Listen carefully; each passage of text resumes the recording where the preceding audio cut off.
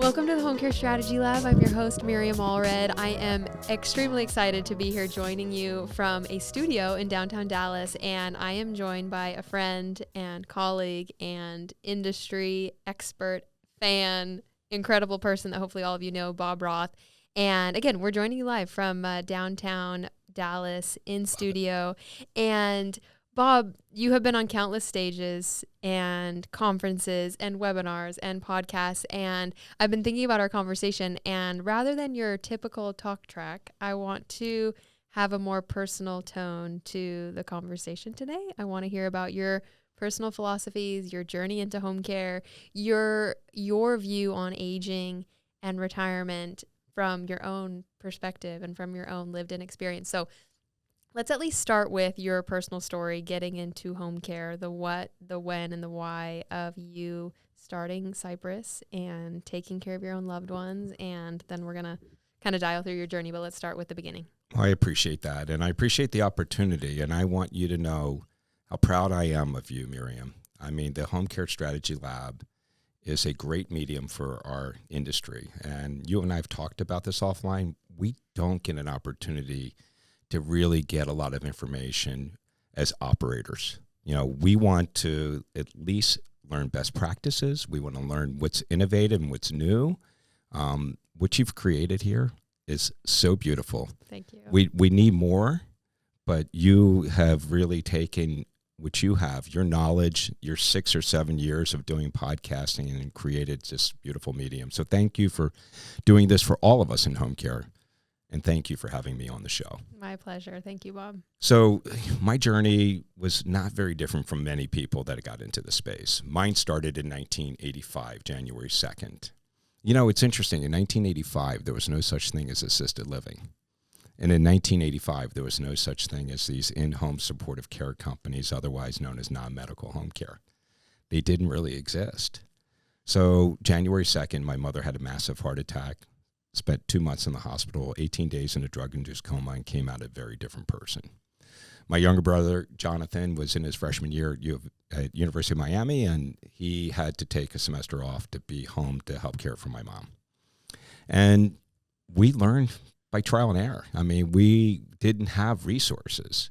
And Mom came out a very different person, and even though she went on to live almost 18 years later, her deficits were cumulative, and she was very limited in what she could do. And, you know, she lost literally 2/3 of her heart and only 1/3 of it was working. So Mom and Dad actually moved from Baltimore, Maryland, that's where I'm originally from, to Arizona, Scottsdale, Arizona. My brothers and I, we visited there for almost 8 years. And we would go out there for Thanksgiving and other holidays and just really loved that experience. And we also realized that, Mom, her journey wasn't maybe at the end, but it was getting close, and we should all probably descend into Arizona. And we did between 94 and 95. In 1994, my brothers and I, we stood up a home care company to be able to care for other people's moms and dads. My brother Joe ran it for nearly 10 years, and I came aboard in 2003. And my goal was to take a lot of what I learned in the consumer product goods world, because that's where I came from. I worked for the Quaker Oats Company. I was responsible for the Gatorade business in the Northeast, and I also worked for Dole Foods. So I came and landed in Arizona to be close to Mom. I was doing some consulting. I worked for a frozen dessert company. My brother Joe ran the business, and in 2003, he decided to do something differently, and I took over. So I brought a lot of the stuff that I learned from the consumer product goods world into Cypress. I rebranded it. We came up with very thoughtful messaging that kind of resonated with what we did. And then I brought a culture of innovation. And in 2005, we launched a caregiver training lab. And I believe we were the first inside a home care agency where we had a full service training lab where we had 2 training centers and a training lab that had 18 pieces of assistive devices in there, including 2 life-size mannequins, 2 hospital beds, life-size and life-weight mannequins, and then Hoyer lifts and other equipment that you would need and that you would find in somebody's home. So we had that, and we made national news on that in the industry. And in 2013, we created a dementia program. And that dementia program was really, really taken, took by storm. nationally, we got a lot of recognition, and we were able to provide care in our community with people that had dementia, formalized dementia training. 2019, we took a leap of faith and we joined the Honor Care Network. And for the listeners here today, I mean, Honor is the company that bought Home Instead, and they went through a number of iterations, and one of them was partnership iterations, and we were one of the first partners. And when we joined, about 40 others joined after us. And it was an interesting experience. I learned a lot. It didn't end exactly great for me, but at the same time, I took a lot of knowledge away from that experience. And basically what I did was reemerged in February of last year, back out on my own. And here we are. We're running full time, full speed ahead. And as I shared with you prior to our show, you know, we didn't have a whole lot of the stuff that we had in the past. You know, we weren't beholden to the processes and the standards we were doing back in 2019 because we had, you know, shuttered those and we went all in with Honor. Honor handled all our back office. So we had to reimagine and recreate that. And that's what we've done over the last 18 months. And it's been a lot of fun. Give us a little teaser about the last 18 months. Because like you said, you literally reemerged as a business a year and a half ago, but you've been at this for 30 years. And so to reemerge at that stage is such a unique undertaking in and of itself. So just give us a little teaser of what the last 18 months have encompassed. You know, it was more than 18 months because we kind of knew that we were coming near the end with Honor. So we actually started doing some research probably close to a year, maybe about 9 months prior to coming off the Honor platform, and really studying how people were recruiting, how people were, you know, handling inbound calls. You know, Honor did a lot of that for us. And we knew, and the CEO from Honor talked about machine learning and artificial intelligence for years before it became mainstream like it did. And we knew that they were using a lot of that behind the scenes. You know, one of the things that we discovered was we had this training lab and we had this training center, and we would do 2 orientations at least a week.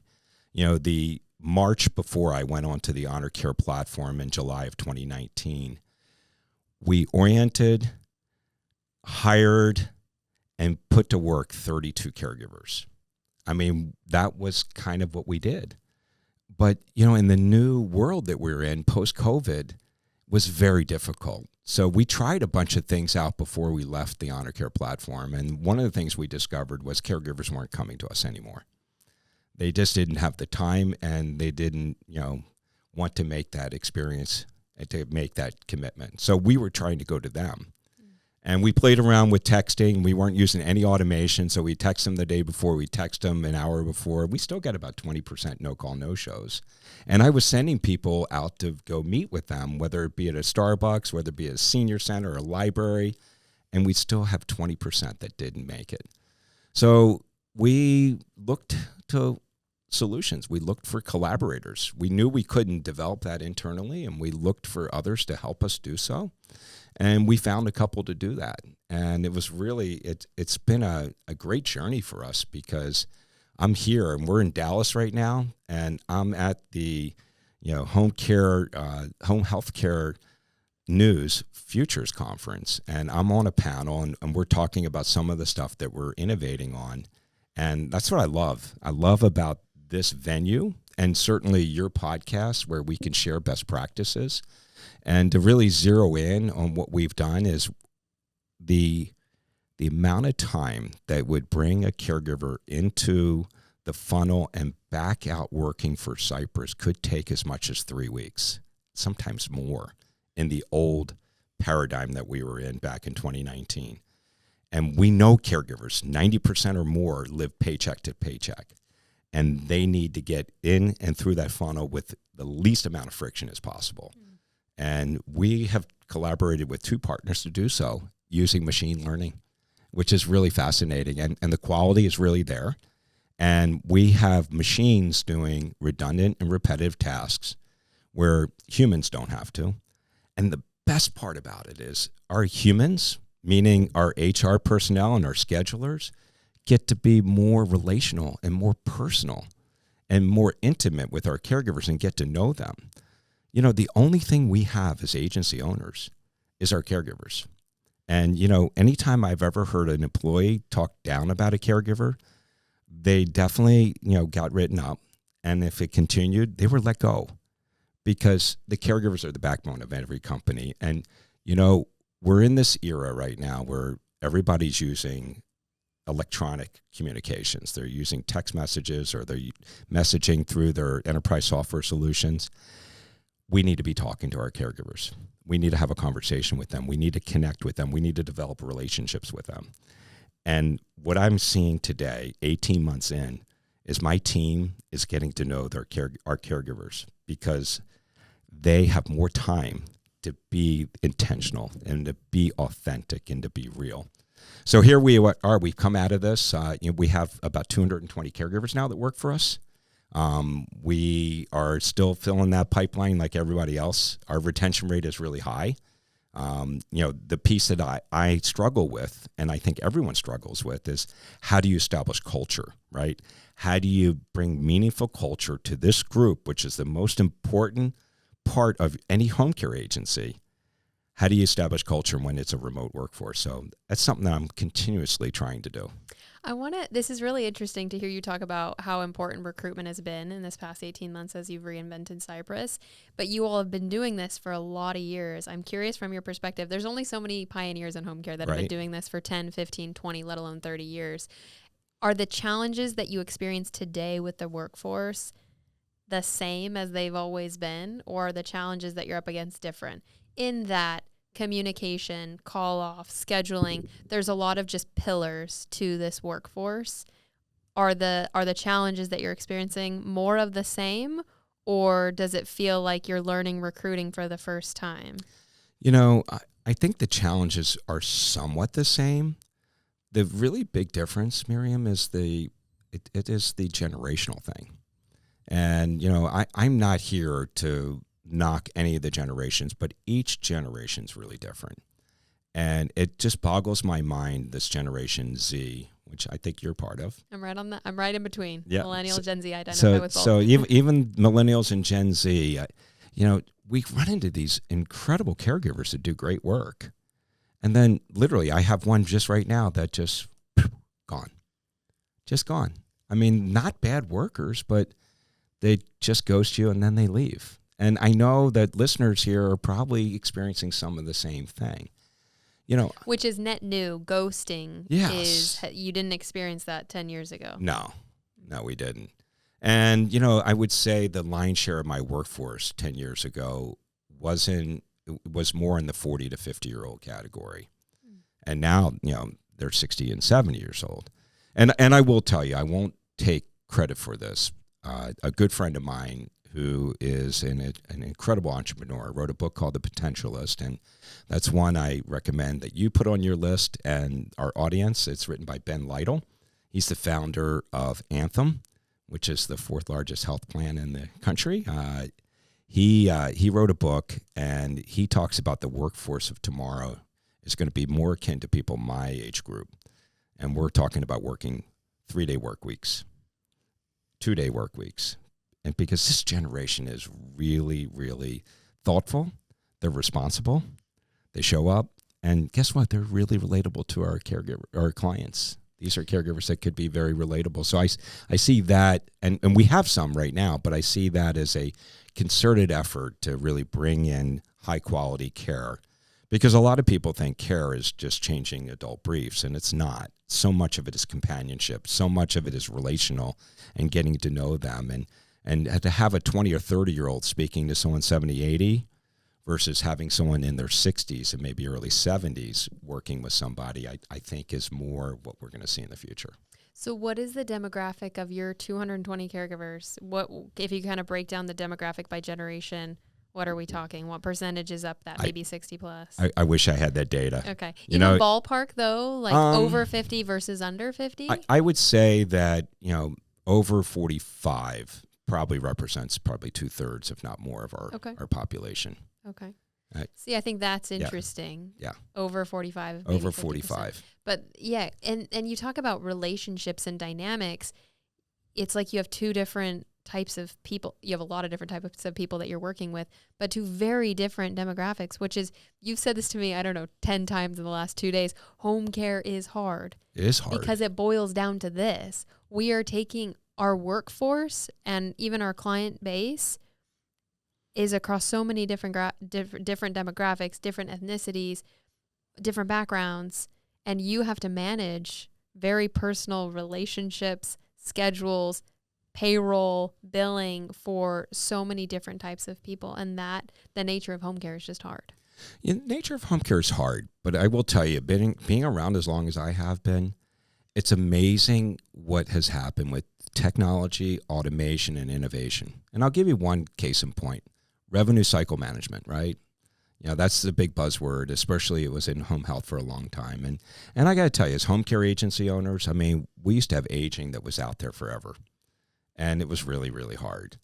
But, you know, here we are. And I remember in 2018 and 2019, we were really pushing people to do ACH payments, right? We were wanting to get money right from their checking account, an ACH account.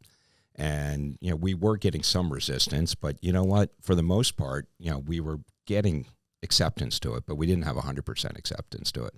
We used to get all these paychecks or all these checks from these customers, and you know, they'd have to clear the bank. We'd have to take them to the bank. Some of them got in arrears. I mean, now it's this weekly billing, and literally when we run our payroll and then we do the billing, 2 days later, it's all the money's in our account. That makes a big difference in our space. I mean, because we really do sometimes live paycheck to paycheck, because if we lose a few hours, you know, it's like, okay, we've got to make up for it to keep the payroll going and take care of the bills that the agency owner has. It's hard. It really is. But, you know, technology and innovation have made things a little bit easier. The biggest headwind that we have beyond the caregiver headwind is the cost of our services. And that's the biggest challenge, Miriam. In doing business from 2019 to 2025, our care prices are up 40% plus. And consumers don't have that additional money to pay. And that makes things really hard. And what are you doing to combat that? You're up against that struggle every single day. Every single day. What are you doing to combat Well, a that? couple things we're doing, and this is one of the panels I'm on, and I think one of your guests tomorrow is on that panel as well, and she'll be talking about this too, is that we have to reimagine care.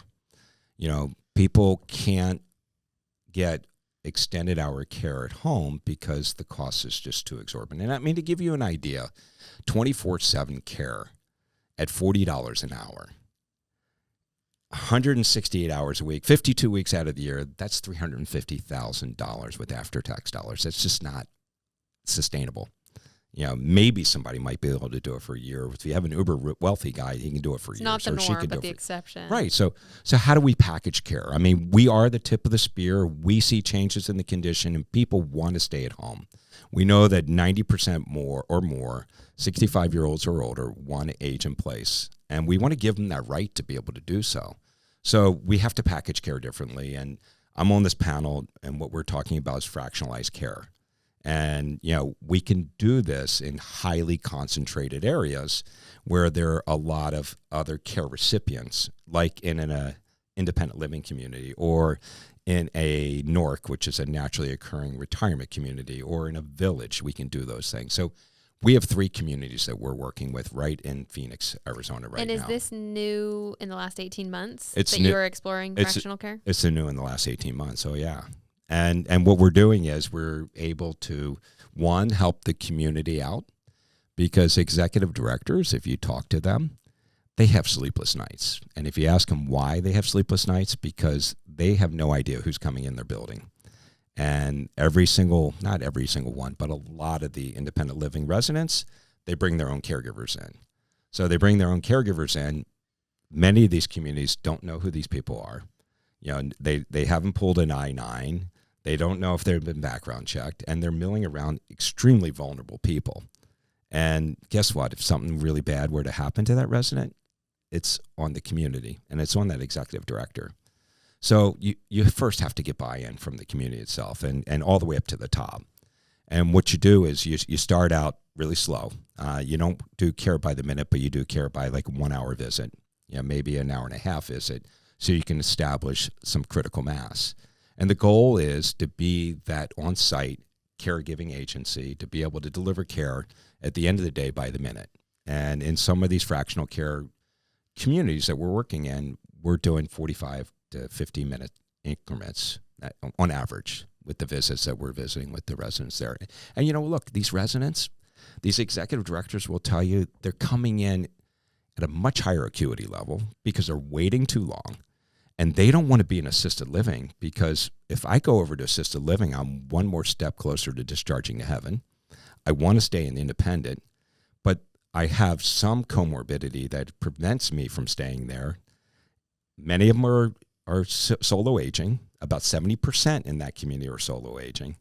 And how do we accomplish that? So having fractionalized care in there, somebody to help them get started in the morning, maybe get down to the dining, remind them to take medication, maybe do a standby assist in a bath. I mean, now we're fractionalizing, and instead of forcing a square peg in a round hole and telling somebody that they have to take 4 hours or else, it wasn't going to work for them. And that's why we never were able to do anything in those communities, because we always had those minimums. Now you station your caregiver there, and you have several as you build critical mass, and then you basically deploy them to do the fractionalized care. It's somewhat of an art and science. It does take some time, and we have a manager of Care Innovations, David Sachs, who's been heading that up, and we have a fourth one that's about ready to come on. So we're doing it slow, but I see us having to reimagine care. We have to deliver it differently. One of the things I'm also doing, and they're presenting here at this conference as well, is I am using Sensi, and I've been using Sensi for over 18 months now. And it's an extra layer of protection that I can give consumers, right? Because consumers now are trying to do more with less. And the Sensi, and I won't go into detail, but Sensi is an acoustic monitoring system that is embedded with AI that is really looking for changes in conditions and changes, anomalies in the patterns. And that's where you find out where some changes could be happening. So it can detect, a possible fall. It can detect, a UTI if somebody's going to the bathroom frequently. I think the whole point of having Sensi and maybe some other type of remote monitoring in the home is to predict and protect that individual and keep them there, because it's the least costly place to be, and it's the most desired place to be. So just wrapping things up, I mean, I am here now in 2025, 31 years into this business. I've been at the helm for 21, and it's been really exciting. I mean, it's been like drinking from a fire hose, don't get me wrong, but attaching a lot of this innovation, and my message to our listeners and people that are watching here today is that, don't lose sight of the relational part. We can do transactional work to really speed up the process. I mean, to give you an idea, on the recruiting side, we're saving about 120 to 150 hours of man hours, or woman hours, if you would, in the recruiting funnel, because we have machines doing the laborious stuff, the repetitive stuff, the redundant stuff that people don't need to do. Machines can do that for us so that we can be present and we can be relational. You're such a good example of changing with the times and adapting and innovating, because home care, there's a lot of the same as of 20 years ago, 30 years ago, but so much has changed. You talk about prices, you talk about fractional care, you talk about technology, overhauling operations. I love the way that you're painting this picture of home care is and will always be relational. But how do we bring in technology to do the manual tasks, to take out a lot of the labor? And how do we position care differently now? That was going to be my next question around aging. Do you think the way society perceives aging has changed significantly? I don't think it's happened yet. I'm hopeful it will. I think we still live in an ageism society where, people are feeling, how should I say, slighted or just, not there. They're ghosted because they're older. And I think we have a long way to go, and we need to get there really fast. And I know you've heard me give these data points, but I mean, it really is all about the math, Miriam. I mean, the 55-year-old population is doubling between now and 2050. and the 85-year-old population is going to nearly quadruple. And our population in the United States is 345 million Americans. And in order to sustain that population, every child-rearing female needs to have 2.1 kids, and we're at 1.63.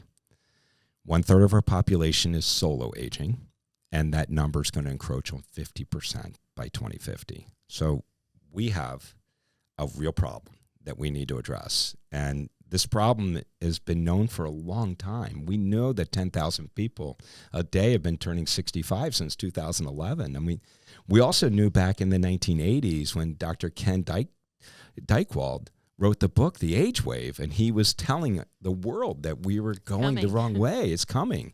So the tsunami's already crested on us. So we have to figure out how we can care for this older adult population. And I mentioned ageism. I mean, I think we need to be more respectful of our elders. I think that, this problem solved may be the biggest problem of not only our generation, but it could be for humanity. And I think the world will look back to see how did we care for this most vulnerable population someday. And hopefully we'll get it right. Because I'm going to tell you, I sit in a lot of living rooms and a lot of kitchens, and they are the hub of any family. It's either the kitchen or the living room, and they're struggling. They really are. I mean, we used to call cash pay, we used to call it private pay, we now call it family pay, because individuals don't necessarily have the funds. So sometimes the children or extended family have to extend resources, financial resources, to provide the care. It's hard. I'm thinking, we talk a lot about the adult daughter, about the kids, about, their involvement in the care. Is that ageism that you talk about, it starts there? The children don't understand the aging process, and that's where this starts to break down? Well, it's interesting you say that, because I think of ageism just the way, the general population deals with us. I mean, look at the commercials that are being running. They're all young people, fit people. They're not, people in their 70s and 80s. I mean, look, I have a client in a month from now is going to be turning 108. And this woman is phenomenal. I mean, she does spelling bee. She does the New York Times crossword puzzle. She does Wordle. I mean, she does all of these things every single morning. 108. She's 107 and in November, so it's a month and a half. You don't hear that. Yeah, it's the oldest client I've ever had. But I want to go back to your question, and that is, I do not think our country and our communities are ready for long-term care supports. And I don't mean to be hyperbolic, but I need to be. And that is, I am so terribly disappointed when I can't help somebody when they don't have the resources. And I always tell the youth today, what have you done to plan? And like I said, being hyperbolic, I mean, when you graduate college, you should probably think about having a long-term care fund, because long-term care insurance is really expensive and they don't have the products that they used to have. But Miriam, I disappoint at least half of my callers every single day, and every single one of the home care agencies does the same thing, because those callers think that Medicare pays for long-term care support. And when I say long-term care support, I'm talking about in-home supportive care, and I'm talking about assisted living. Independent living is cash too. So, I mean, guess what? The government's not there now, and I don't see it being there tomorrow. So there needs to be conversations happening. And you know what? Thanksgiving's just around the corner. It's a great time to get that conversation started. And it's not a one-time conversation. It's a continuing conversation, because the vast majority of Americans are not ready for long-term care support. So I want to talk about aging at maybe like the national and the global scale, and then I want to talk about like your market specifically Sure. and what you're doing, because it's very much like positioning and a narrative. You and I both come with the marketing backgrounds, and so I think of how do we position aging in a way that people are more receptive to? Mm-hmm. It's like how do we create that narrative as a country, as a globe, there to a way that people understand aging? So you've spent a lot of time thinking about aging and ageism. Yeah. On a large scale, what do we need to do, or what can we do to rewrite the narrative around aging? You talked a minute ago about like the ads that we see online, on the TV. It's a bunch of young, healthy, fit, active people. So Right. our exposure to aging is minimal. So is it an exposure thing? I'm just curious on your thoughts of how do we rewrite the narrative? Well, I think it's an exposure thing, but I also think that I think we all have learned so much from the last generation. You know, I'm celebrating a birthday this week, and I'll be 63. And I will tell you that I compare myself to my dad and my mom and my grandparents, and I'm aging very differently because knowledge is power. We know so much today. And if there's a message that I could deliver to every American out there is getting old is hard, but you got to do the work. And I was very fortunate that I didn't have to do the work till I was in my 50s. A lot came very naturally to me. It used to kill Susie, my wife Susie. She would be like, I work out really hard and you look, but now I have to. And it's part of my life and it's part of my lifestyle, and I got to put that in. I mean, you know I do. I'm a yogi and I do yoga, and I try to watch what I eat, and I walk and I hike, and I do a lot of outdoor activities, golf and tennis. I think, you know, aging needs to be thought of very differently. Retirement needs to be thought of very differently. I mean, retirement used to be that you retired and then you sat in your Barclay recliner and just watched TV all day. That's no way to live. Retirement should be looked at, okay, now I've reached a point where I don't have to work 40-hour weeks. As I shared with you about Ben Lytle, I mean, I could work 2 or 3 hour weeks, or two or 3 day weeks instead of 5-day weeks, 40 hours a week. You know, we can do so much. And I think what we need to do is all of us need to figure out, what is it that motivates us? What is our purpose? And, you know, mine is real simple. I mean, we have to find a need and we have to figure out how to fill that need. And for me, the biggest need out there is, how do we handle all these aging people? And how do we care for them in the environment that they want to be in most and make their journey the best it can be? And that's the kind of stuff that keeps me up at night. So I don't know if I answered your question directly, but That was great. But I mean, you know, aging is a very different thing, and I think we need to talk about it. I think we need to talk about it. We need to talk about eating. We need about exercise. I mean, we're learning so much. And, you know, your friend and my friend, Todd Allen, I know you interviewed him before. He's got this whole thing about medicine 3.0 and really talking about how care should be different in the sense that we're not doing sick care, but we're doing health care, and we're actually making people better. You know, having them eat the right foods, having them do exercise, and having that care partner really help them through that journey. I think a lot of the change that's going to come to ageism is happening naturally. We see people, meet people that are living to 107 years old. Can you believe that? When you hear that, it just makes you think differently about aging. And also, we see, you said your dad's experience to your experience, look how different it is, to your kids' experience, look how different it's going to be. So a lot of this is just going to happen organically and naturally, but also as this workforce shortage continues to increase with the numbers going up, there's this sandwich generation, and they are seeing and feeling the effects firsthand. And so I think there's just going to be this very organic, natural process where the narrative around aging changes because of just our exposure.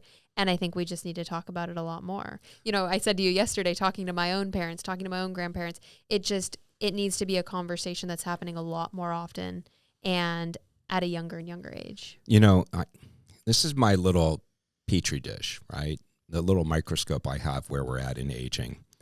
So my wife Susie and I, our favorite place to go to is Maui. And I don't know if I shared this story with you, but in the post-pandemic world, and all of us know that Hawaii shut down for 2 years. They didn't let anybody in.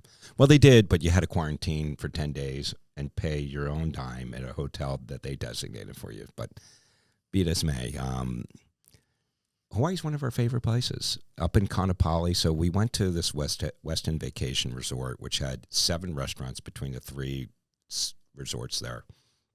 And during this post-pandemic stage, it was like 10 months after they opened up, only 3 of the restaurants were open, and they were open up for limited hours. And I asked the bartender at the pool, you know, when you're on vacation, you're going to the pool, and I think it was football season, so I got to know the bartender, and we were watching the games. And I asked him, I said, what's the deal with the restaurants here? how come they're not open? He said, we can't find the people. I said, well, where were the people before? Where did they go? And he said, they went back home. And I said, well, can't you get them to come back? And he goes, home, meaning the mainland. When they shut down the island, they went back home. And I said, well, have you talked to them? And he goes, some of them are my good friends. Yes.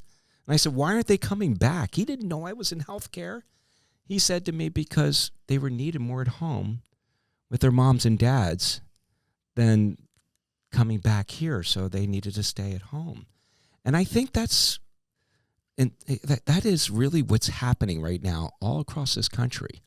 And you talk about the sandwich generation. You know, we got people that are raising their children and they're seeing their parents need some assistance. And because of the advent of technology and certainly travel, I mean, children have left the nest. And now they're feeling like they either need to come back or they need to bring the nest back in with them, bring their parents in with them. So I think over the next 10 or 15 years, you're going to see a lot more of that.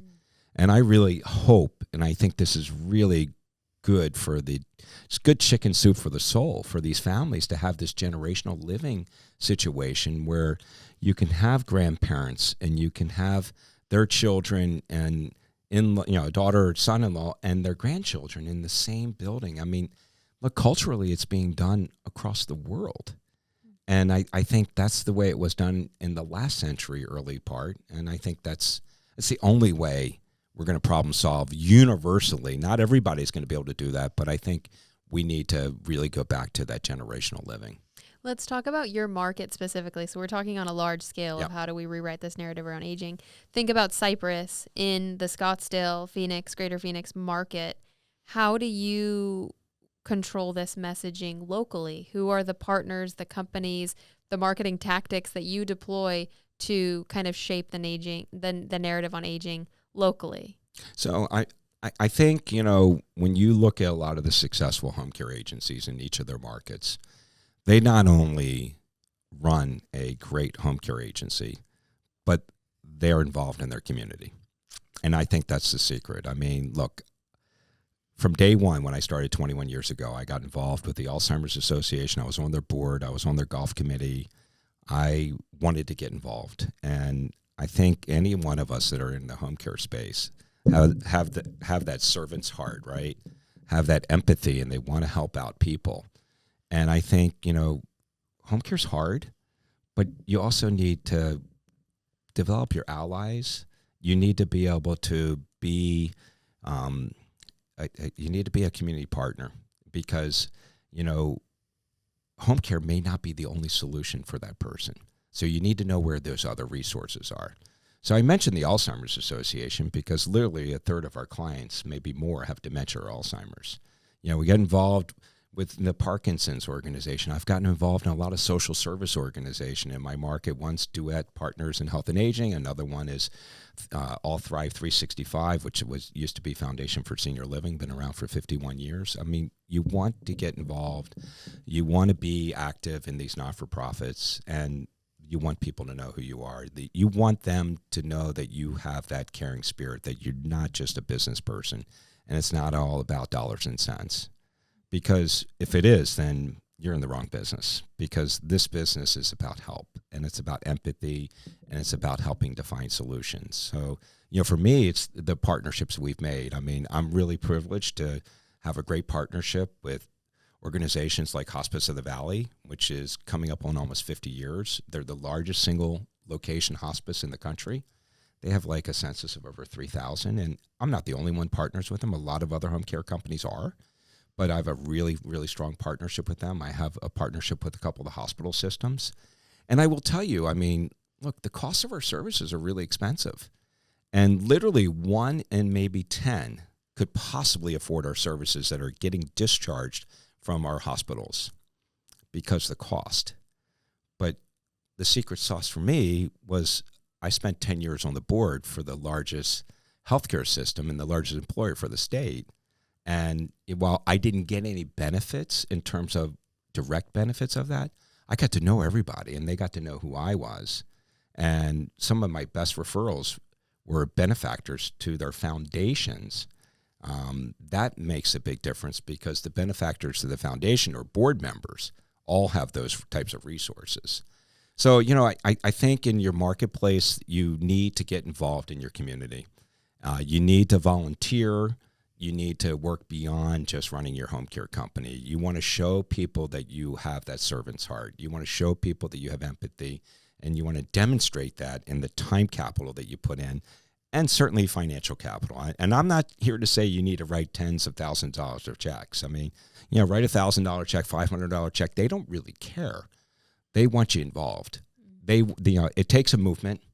It takes the community to do so. And, I've often said you need to be your expert in your market. And because of that, it's not just 31 years, but when something hits the news, I've been called to, make an appearance at the news station, about something that happened in the aging world, and that's a nice feeling to have that. And also, I will build even a little bit more, Miriam, is get involved in advocacy, because the legislators need to know who you are, because even to this day, people don't know home care exists. They don't. And, all my friends, I've been on the boards of, HCOA, and I was on the board of NAC, the National Association of Home Care and Hospice. All those franchisors, thank you. Thank you, Home Instead. Thank you, Bright Star. Thank you, Visiting Angels. Thank you to Motto, whoever's running these commercials, because you're not only helping you, you're helping all of us, because you're demonstrating to consumers that there's an option to be able to stay at home, because most people think that home health and home care are the same. And it's crazy, not just the layperson in the community, but professionals, social workers, doctors, and nurses still think that they're the same. We have a lot of work to do, but I think the best days for home care are ahead of us. I love that you just cited that example of all these franchisors pumping money into the advertising, because it is general awareness.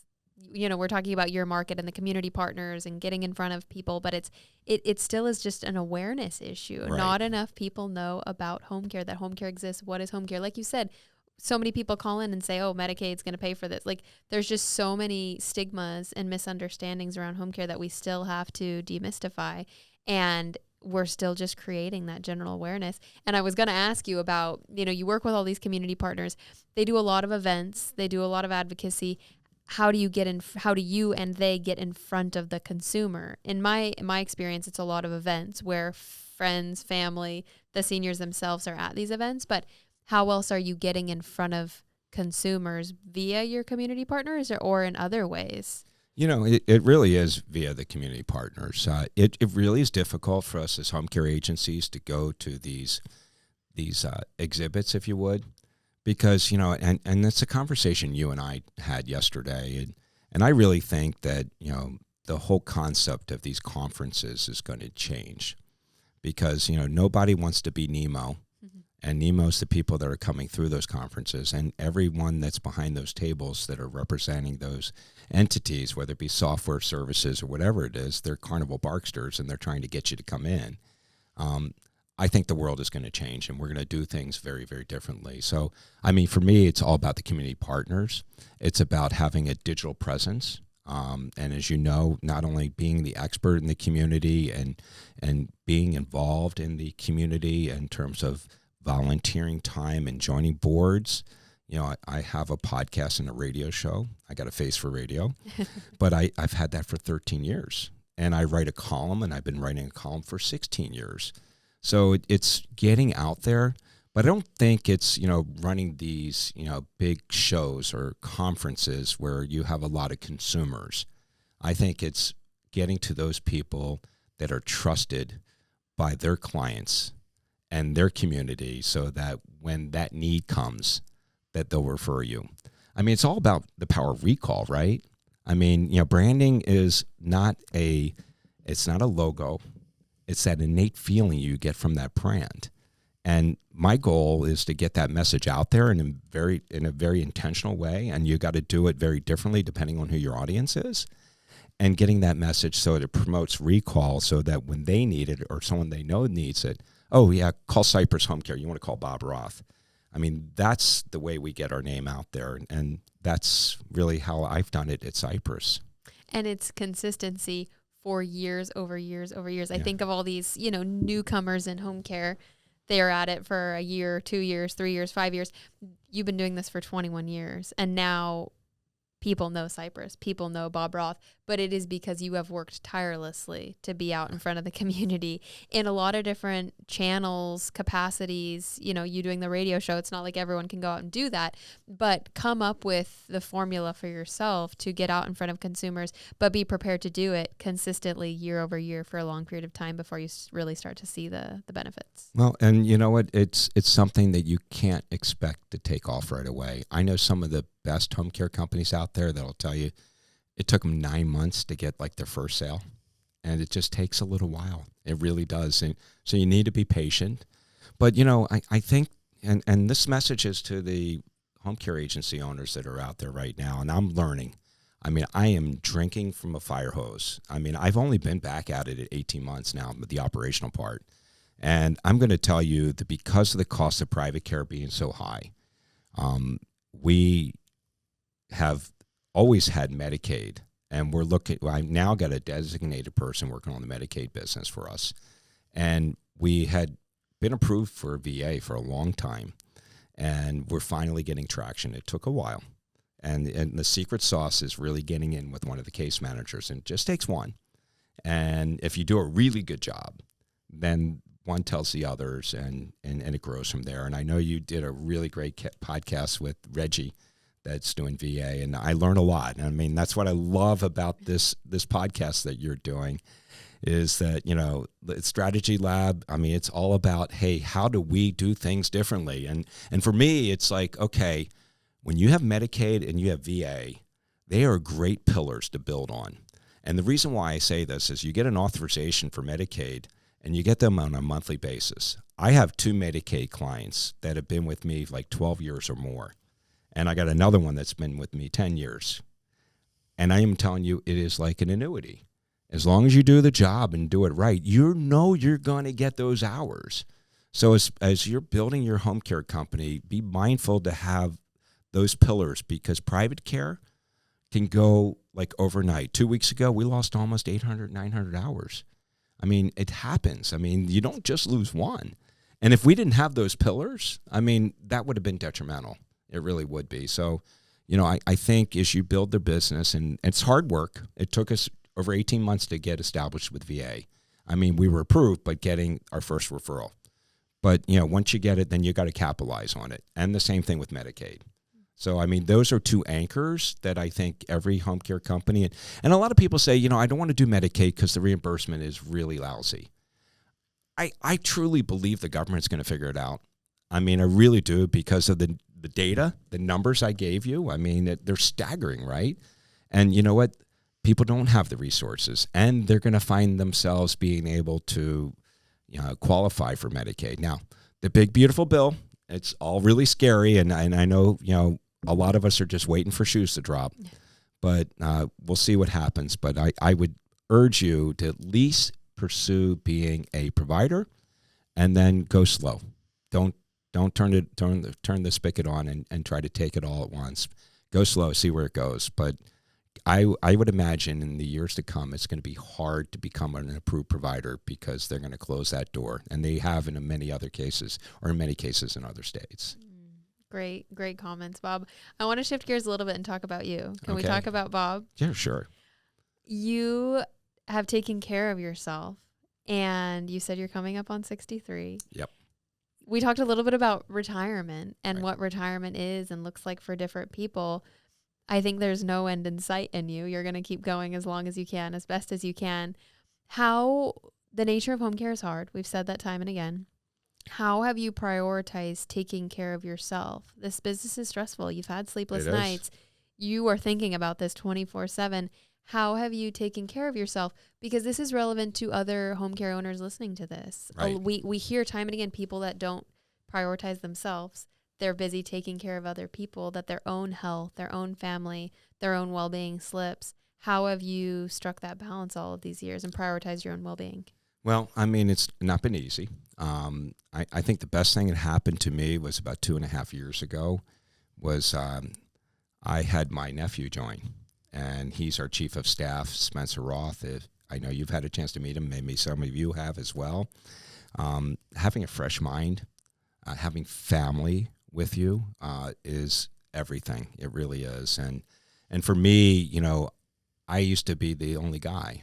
And, you know, there were times where, you know, I would like sign checks and then leave them for my financial manager to fill them out, you know, while I was gone. I mean, this was old school. And I mean, now we can do things electronically, but I was worried about payroll. I was worried about, you know, getting stuff paid. I mean, I really don't have to worry about that anymore. And a lot of it has to do with tech and the way we can do things remotely.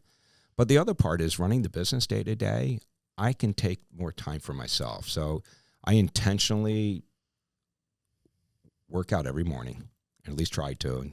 6 a.m. yoga, I try to get that in.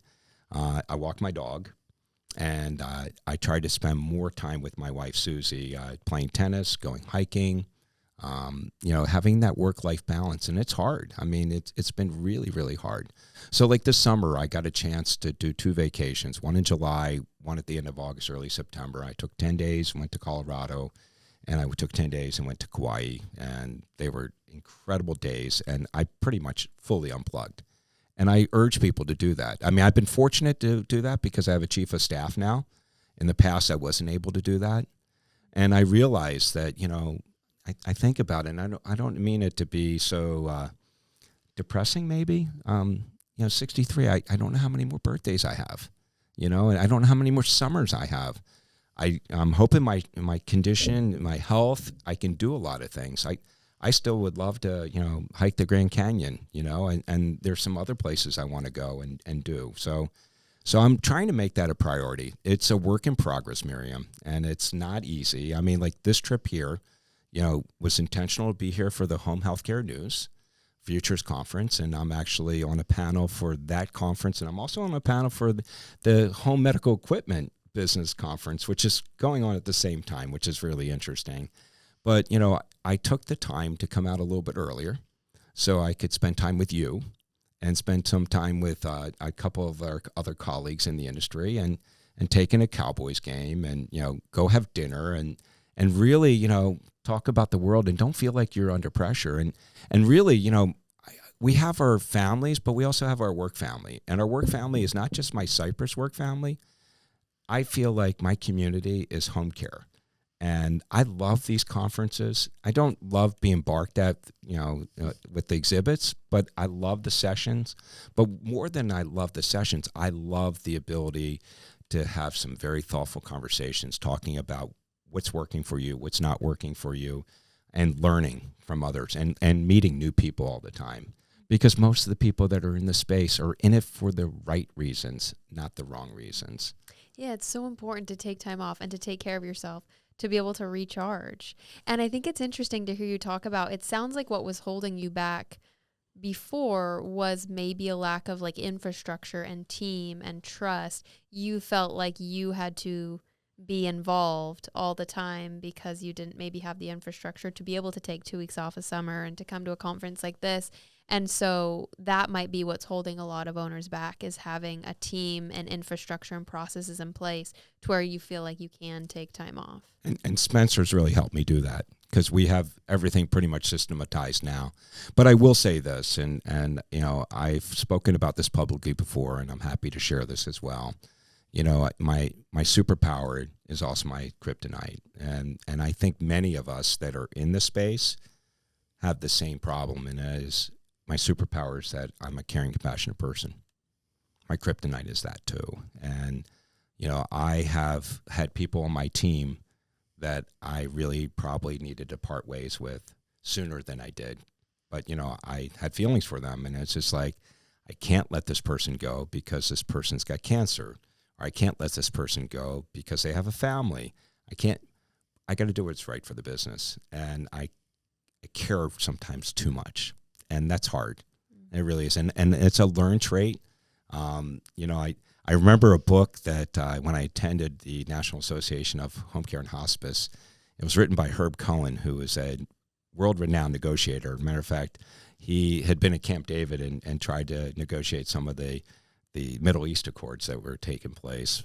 But he wrote a book and said, care, but don't care too much. And I think I got to learn a little bit more from that. I do care, but sometimes I care too much. And I think I've come a long way. We've gone through some personnel changes, just recently, not major, but some. And I think I've learned to do things a little bit faster than I used to. And I'm a work in progress. I mean, I'm not perfect, and I make mistakes.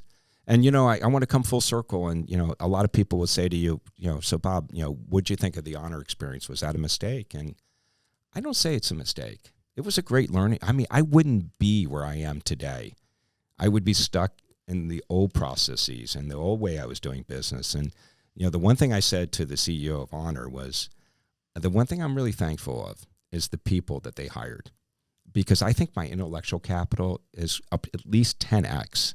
Because I was around some really bright people, and I was learning. I'm a continuous learner, and I'm learning a lot. And this is a whole new world. And you keep using the metaphor of fire hose, but it really literally is. A lot of stuff is coming at us, and we have to be really mindful of those things that we need to pay attention to and those that we don't, and really try to keep an eye on the ball, keep the eye on the prize.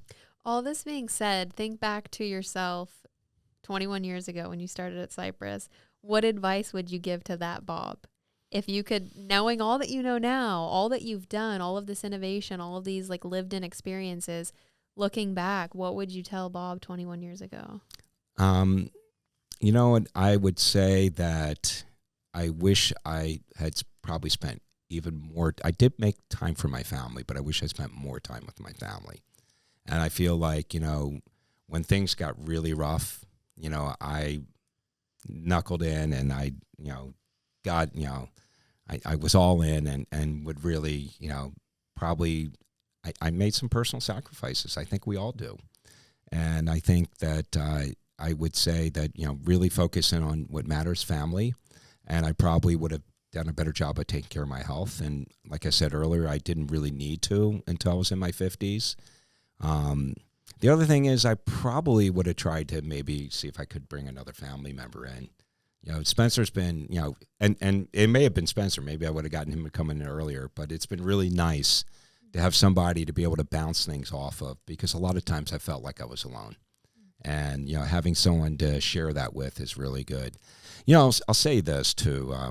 I don't think I collaborated with a lot of other home care companies like I do today.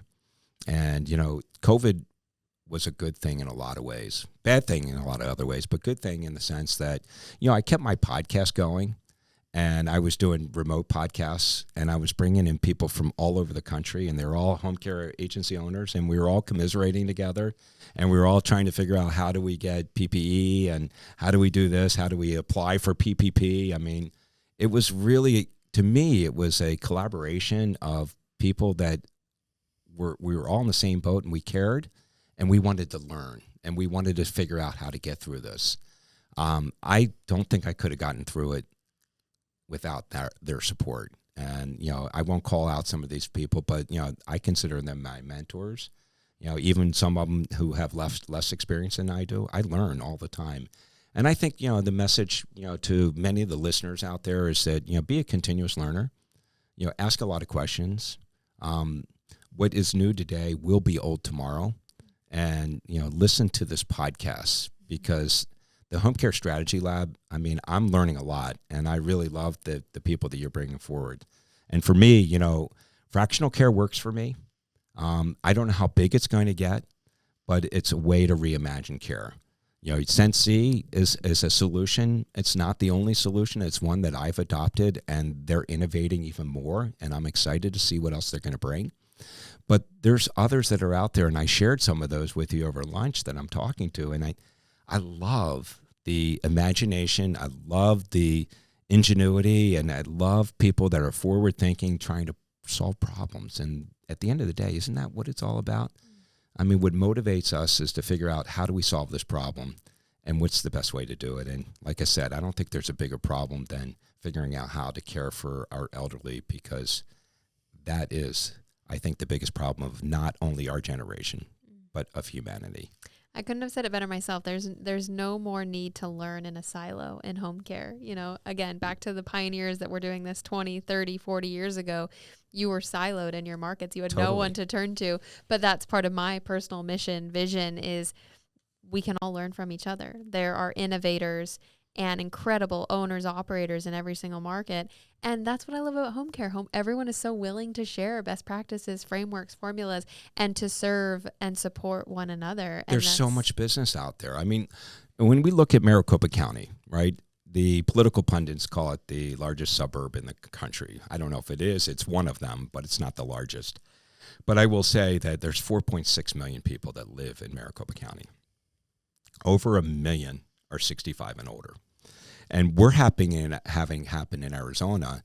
It'll be the first state that in 2030 we'll have more people 65 and older than we'll have 18 and younger. Wow. And it's going to happen for the country 3 years later, but it's happening in our state because of the demographics in our state.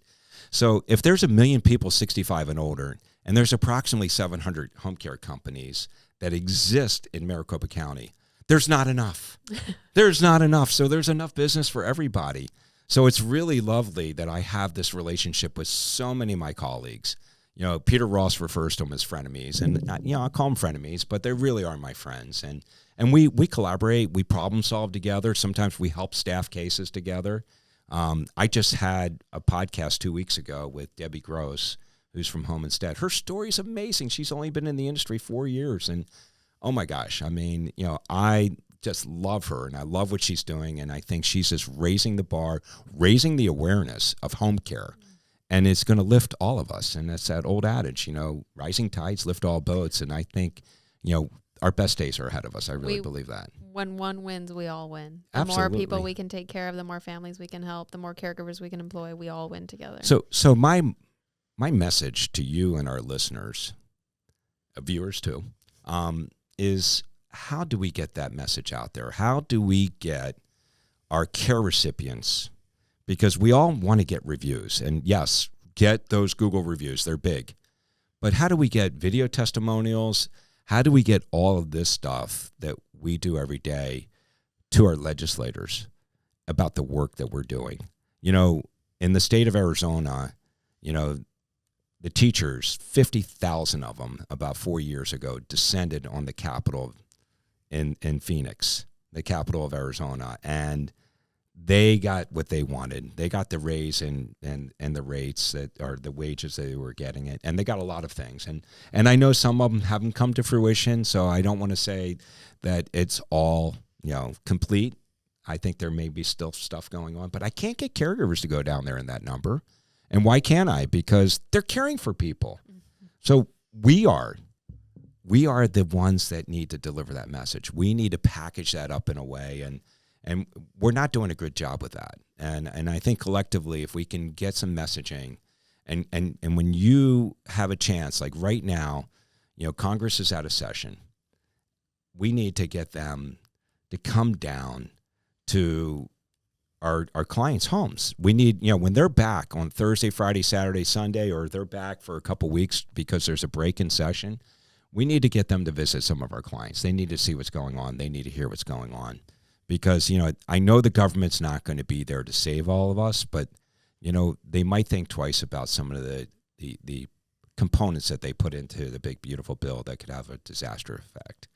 So, yeah. Bob, we could just keep going. So many good comments from you. Oh my goodness. It's been my pleasure to spend yesterday with you, to spend this hour together talking about home care. Did we already go an hour? Wow. Your passion is palpable. And I just want to say thank you. You have done so much in your market, but also for this industry as a whole. You cited some of the boards that you've served on, some of the capacities that you've served in. You are one of a handful that have really had a lasting impact on home care. So thank you. You know, I have this honor coming up November 9th, and I'm kind of, I don't know, I'm a little taken back because I don't want the spotlight to be me. I want it to always be Cypress. And, you know, Cypress has been fortunate to win a lot of awards. And that's one of the things I really urge a lot of our listeners.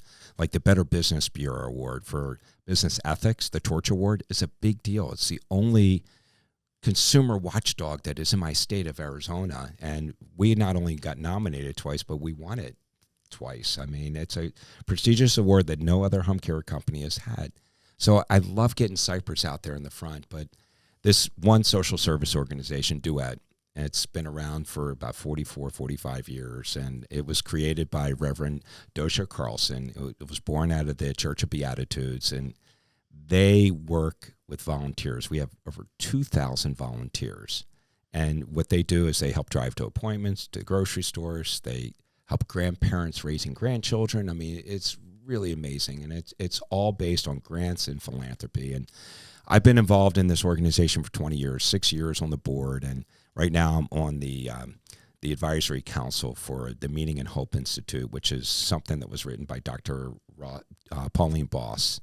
If no one has read Dr. Pauline Boss's Ambiguous Loss book, you will be amazed, and it will help any one of your clients that are going through this journey of caring for someone that has dementia or Alzheimer's. And that Ambiguous Loss book will definitely resonate with you. So we do these support groups, and I'm on their council, and we're doing it nationally. And they created this award last year at the big event that they do every year, and they do brunch in the garden, and they gave it to Dr. Pauline Boss last year, and this year they're honoring me, and I'm just so humbled, and it's so taken back, and I don't know what to say. I mean, this is just what I do. I do to help, and I ask our listeners and other home care agency owners, get involved, help your community, help lift up your community. We all need it, and the numbers speak for itself. So thank you for having me. Thank you for having the Home Care Strategy Lab. I love what you're doing. Keep bringing some incredible guests. I've never heard of some of these people, and you talk about palpable.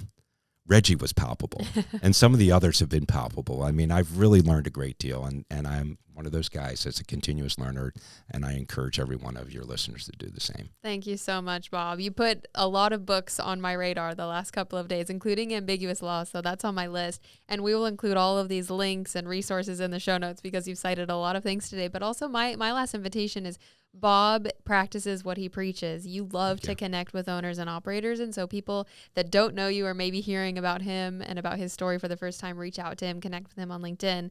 Find a time to meet with Bob because you've been doing this for a long time. You've learned a thing or two, but you're also thinking differently about home care. And so people have a lot to learn from you. So my invitation is to connect with Bob apart from this podcast. And we'll wrap here. Thank you for joining me in the lab, Bob. Fantastic conversation. Thank you. Great to visit with you, and great going to the Cowboys game. We got to go to another one. We will. All right. Thanks, Bob. Take care.